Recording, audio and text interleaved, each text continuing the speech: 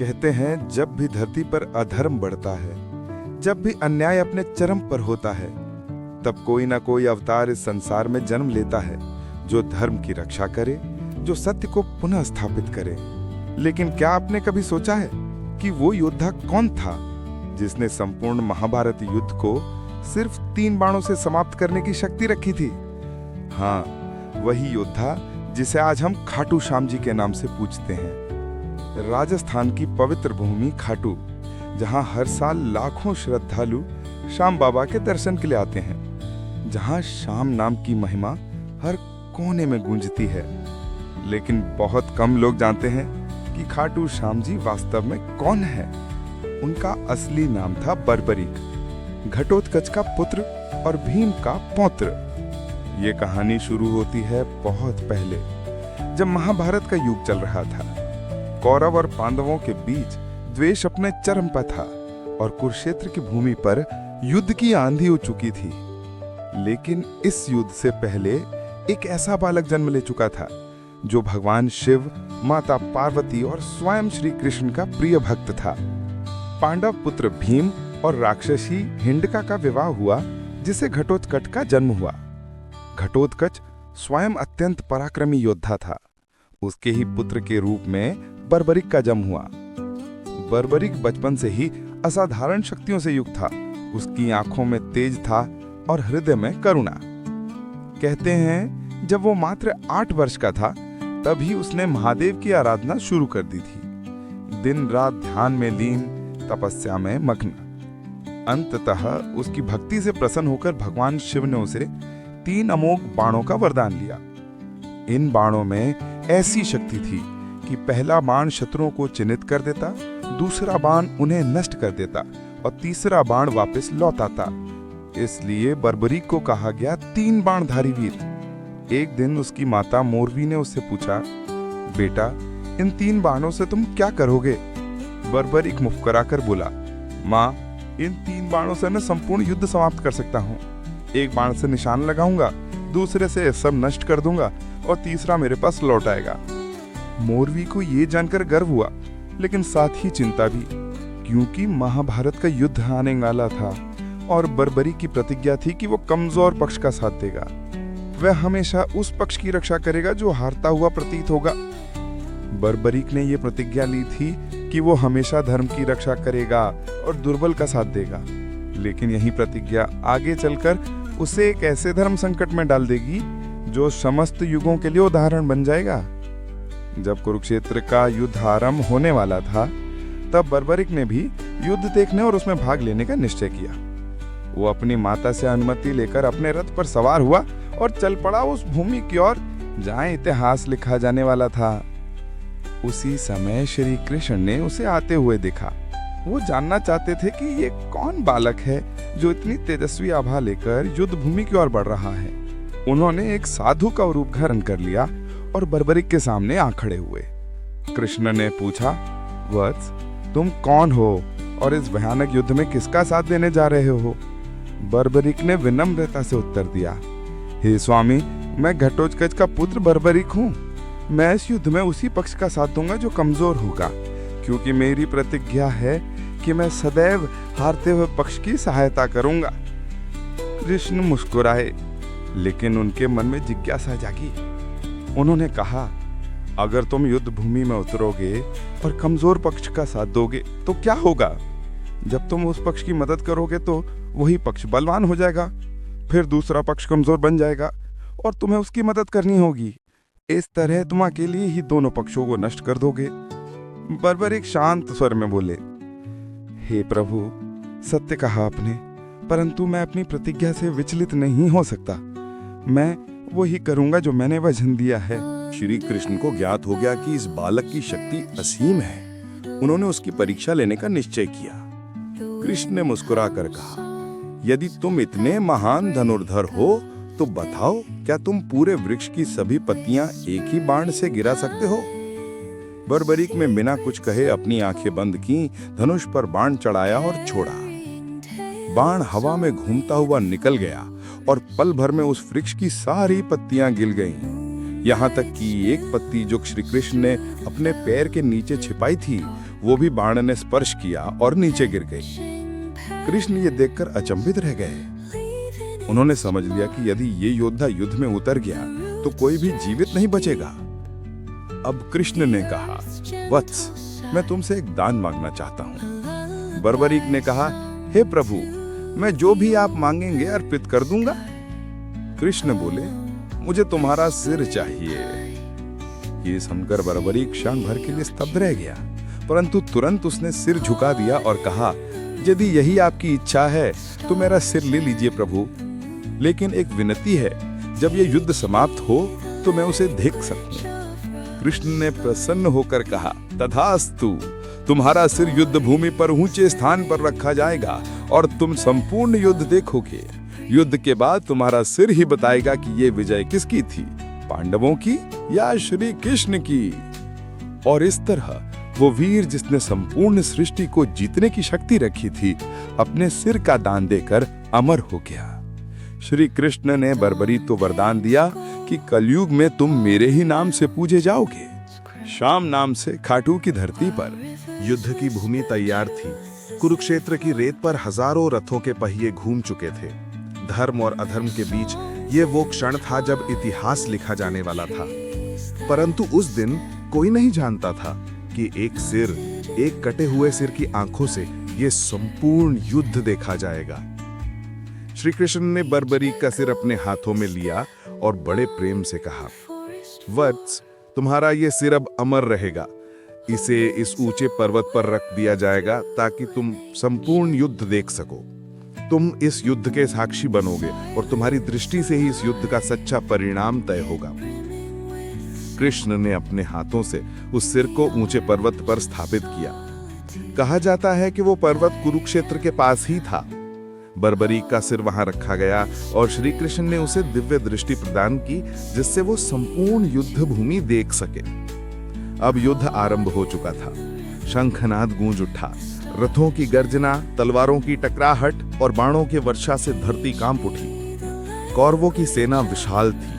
भीष्म, द्रोण, कर्ण जैसे योद्धा आगे थे। वहीं दूसरी ओर पांडवों की सेना में अर्जुन, भीम, नकुल, सहदेव और युधिष्ठिर थे। लेकिन सबसे बड़ा बल था श्री कृष्ण का सानिध्य। और दूर एक ऊंचे पर्वत पर बर्बरीक का सिर सब कुछ देख रहा था। वह युद्ध के हर क्षण का साक्षी था। युद्ध के पहले दिन से लेकर 18वें दिन तक बर्बरीक का सिर मौन होकर सब कुछ देखता रहा। उसने देखा कि कैसे अर्जुन के बाणों ने भीष्म पितामह को घायल किया, कैसे भीम ने अपने क्रोध में दुर्योधन के भाइयों का वध किया, कैसे कर्ण अपने शापों के कारण अपने रथ से उतरकर युद्ध भूमि में गिरा, और कैसे श्री कृष्ण ने हर क्षण धर्म की रक्षा के लिए लीला रची। बर्बरीक के देखकर भाविभोर होता रहा। मैं सोच रहा था कि यह युद्ध केवल मनुष्यों का नहीं है, ये तो स्वयं ईश्वर की योजना है। जब युद्ध समाप्त हुआ तब संपूर्ण कुरुक्षेत्र रक्त से लाल था। कौरवों की सेना नष्ट हो चुकी थी। केवल कुछ ही योद्धा जीवित बचे थे, पांडव, श्री कृष्ण और कुछ अन्य। अब पांडवों ने सोचा कि हमें तो विजय मिली है, लेकिन कौन जाने इस विजय का असली श्रेय किसे जाता है। इस पर श्री कृष्ण ने कहा, आओ चलो उस सिर के पास। वो सिर जिसने संपूर्ण युद्ध देखा है वही सच्चा साक्षी है। पांडव और श्री कृष्ण उस पर्वत पर पहुंचे जहां बर्बरीक का सिर रखा था। कृष्ण ने प्रेम पूर्वक कहा, वत्स, तुमने संपूर्ण युद्ध देखा।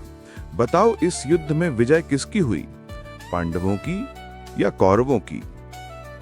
बर्बरीक का सिर मुस्कुराया और बोला, हे प्रभु, मेरे नेत्रों ने जो देखा वो किसी मनुष्य की शक्ति नहीं थी।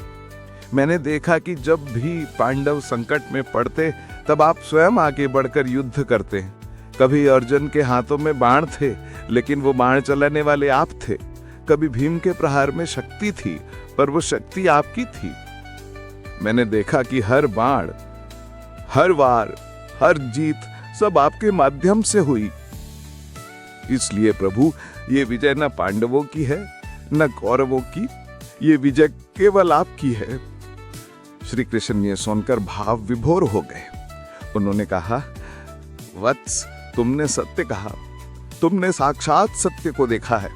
तुम्हारे इस उत्तर से तुम्हारी आत्मा और भी पवित्र हो गई है। श्री कृष्ण ने बर्बरीक से कहा, वत्स, तुमने अपना सिर दान देकर जो महान त्याग किया है वो अद्वितीय है। इसलिए मैं तुम्हें वरदान देता हूँ कि कलयुग में जब भी कोई भक्त तुम्हारा नाम लेगा, जब भी कोई दुखी, असहाय या निराश व्यक्ति तुम्हें पुकारेगा, तुम उसकी सहायता करोगे। तुम्हारा नाम श्याम होगा, मेरा ही रूप, मेरा ही अंश। तुम मेरे समान पूजे जाओगे और तुम्हारा धाम खाटू कहलाएगा, जहां तुम्हारी मूर्ति प्रकट होगी। समय बीतता गया, महाभारत का युद्ध समाप्त हुआ और युग बदल गए। कहा जाता है कि बर्बरीक का सिर कुरुक्षेत्र की भूमि में दब गया था। सदियों बाद जब कलयुग प्रारंभ हुआ, तब एक चरवाहे ने उसी स्थान पर एक चमकता हुआ सिर देखा। रात को उसने स्वप्न में एक आवाज सुनी, मेरा सिर खाटू नामक स्थान पर ले जाओ, वहां मेरी पूजा होगी। अगले दिन राजा रूप सिंह चौहान ने उसी स्थान से वो दिव्य सिर निकाला और खाटू में स्थापित किया। वहीं आज का प्रसिद्ध खाटू श्याम मंदिर है। खाटू की उस पवित्र भूमि पर आज भी भक्तों की भीड़ उमड़ती है, क्योंकि ये वो स्थान है जहां सिर दान देने वाले बर्बरीक आज श्याम नाम से असंख्य भक्तों के दुख हरते हैं। कहा जाता है कि जो सच्चे मन से श्याम बाबा को याद करता है, उसकी कोई भी मनोकामना अधूरी नहीं रहती। इस प्रकार महाभारत युद्ध का वो साक्षी वीर बर्बरीक बन गया खाटू श्याम बाबा। उसका सिर जो कभी युद्ध देखता था, अब भक्तों के हृदय में विराजमान है। हर उस मनुष्य के लिए जो जीवन के युद्ध में हारता है, श्याम बाबा वही हारे का सहारा बनकर आते हैं। वो सिर जिसने महाभारत का संपूर्ण युद्ध अपनी आंखों से देखा था, वो वीर जिसने अपना जीवन धर्म की रक्षा के लिए अर्पित कर दिया था, वही आज खाटू की पवित्र भूमि पर श्याम बाबा बनकर विराजमान हैं। हारे का सहारा, दुखियों का आधार, प्रेमियों के प्रीतम, वो हैं खाटू श्याम जी। कहा जाता है कि महाभारत युद्ध के सदियों बाद जब कलयुग प्रारंभ हुआ, राजस्थान के सीकर जिले में एक छोटा सा गांव था खाटू। एक दिन उस गांव के पास एक किसान अपने खेत में हल चला रहा था। अचानक उसके हल से जमीन में कुछ कठोर वस्तु टकराई। जब उसने मिट्टी हटाई तो वहां से एक चमकता हुआ सिर निकला। किसान घबरा गया, पर रात को उसने स्वप्न देखा। एक दिव्य स्वर गूंजा, डरो मत, मैं बर्बरीक हूं, मुझे खाटू की भूमि में स्थापित करो, यहीं मेरी पूजा होगी, यहीं से मैं अपने भक्तों के दुख हरूंगा। अगले दिन राजा रूप सिंह चौहान ने वही सपना देखा। उन्हें आदेश मिला, प्रातः उस सिर को निकालो और एक भव्य मंदिर में स्थापित करो, जहां मेरा नाम श्याम के रूप में लिया जाएगा। अगले दिन राजा ने पूरे गांव को बुलाया। धार्मिक विधि से सिर को मिट्टी से निकाला गया और उस स्थान पर एक दिव्य मूर्ति का निर्माण हुआ, जिसमें वही सिर विराजमान किया गया। जैसे ही मूर्ति स्थापित हुई, वहां से एक अद्भुत खुशबू फैल गई। घंटियों की धुनी बिना छुए बजने लगी और तभी से उस स्थान का नाम पड़ा खाटू श्याम धाम। खाटू श्याम मंदिर आज दुनिया भर में प्रसिद्ध है। यहाँ हर साल लाखों श्रद्धालु आते हैं, कुछ मनोकामना लेकर, कुछ धन्यवाद देने। ये मंदिर राजस्थान के सीकर जिले में स्थित है। यहाँ बाबा श्याम की मूर्ति संगमरमर की बनी है। उनके चेहरे पर ऐसी मुस्कान है जो हर भक्त का दर्द दूर कर देती है। भक्त कहते हैं, जब बाबा की आंखों में देखते हैं तो लगता है जैसे पूरा जीवन हल्का हो गया हो। यहाँ हर साल फाल्गुन मेले का आयोजन होता है, जहाँ दूर दूर से लोग नंगे पांव बाबा के दर्शन के लिए आते हैं। कई भक्त तो 300-400 किलोमीटर की यात्रा पैदल तय करते हैं, क्योंकि उनका विश्वास है, जो सच्चे मन से शाम को पुकारता है, बाबा उसे खुद बुला लेते हैं। ये प्रश्न अक्सर भक्तों के मन में उठता है कि बाबा श्याम को हारे का सहारा क्यों कहा जाता है। इसका कारण वही है जो बर्बरीक के जीवन में था। उन्होंने सदैव कमजोर और हारते हुए पक्ष का साथ दिया। उन्होंने युद्ध में भी अपनी प्रतिज्ञा नहीं तोड़ी। इसलिए श्री कृष्ण ने वरदान दिया कि कलयुग में जब भी कोई मनुष्य हार मान लेगा, जब उसे लगेगा कि अब कोई सहारा नहीं बचा, तब तुम उसका सहारा बनोगे। इसलिए भक्त प्रेम से गाते हैं, हारे का सहारा बाबा श्याम हमारा। ये केवल एक वाक्य नहीं, बल्कि एक अनुभव है। जो भी श्याम बाबा के चरणों में आता है वो अपने जीवन के दुख वहीं छोड़ाता है। खाटू श्याम जी की भक्ति केवल पूजा या आरती तक सीमित नहीं है, ये एक भावना है, एक आत्मिक जुड़ाव। जब कोई भक्त श्याम नाम का जाप करता है तो उसके भीतर से अंधकार मिटने लगता है, क्योंकि ये नाम स्वयं श्री कृष्ण का नाम है। भक्त मानते हैं कि श्याम नाम लेने से हृदय में करुणा आती है और मन का बोझ हल्का हो जाता है। जो जीवन में संघर्षों से थक जाता है उसे बाबा श्याम का नाम नई ऊर्जा देता है। कथाओं के अनुसार बाबा श्याम जी ने अपने भक्तों को 3 मुख्य संदेश दिए। 1. कभी किसी का अहित मत करना, क्योंकि हर जीव में वही परमात्मा वास करता है। 2. सच्चाई का साथ दो, चाहे कठिनाई क्यों न हो। बर्बरीक ने भी सत्य के लिए अपना सिर दे दिया। 3. भक्ति में अहंकार नहीं, समर्पण चाहिए, क्योंकि जब अहंकार मिटता है तभी श्याम प्रकट होते हैं। हर साल फाल्गुन मास के शुक्ल पक्ष की दशमी से द्वादशी तक खाटू नगरी में मेले का आयोजन होता है। ये वो समय होता है जब पूरा खाटू नगरी श्याम नाम में डूब जाता है। ढोल नगाड़ों की ध्वनि, भजन मंडलियां और भक्तों का नृत्य, हर और बस एक ही नाम गूंजता है, श्याम बाबा की जय। कई भक्त तो पूरी रात जागरण करते हैं। सारे गांव में दीपक की रोशनी होती है। कहा जाता है इन दिनों बाबा स्वयं अपने भक्तों के बीच विचरण करते हैं। खाटू श्याम जी की ये कथा केवल एक पौराणिक कहानी नहीं, बल्कि ये एक संदेश है कि सच्चा त्याग, सच्ची भक्ति और सच्चा प्रेम कभी व्यर्थ नहीं जाता। जिसने सिर का दान देकर संसार को भक्ति का अर्थ सिखाया, वही आज हमारे जीवन के हर अंधकार में दीपक बनकर जलता है। जब जीवन में हार लगे, जब रास्ते बंद हों, तब एक बार पुकारो श्याम बाबा, और देखो कैसे असंभव भी संभव हो जाता है। जय खाटू श्याम जी महाराज। जो सच्चे मन से नाम लेता है, बाबा उसकी हर इच्छा पूरी करते हैं।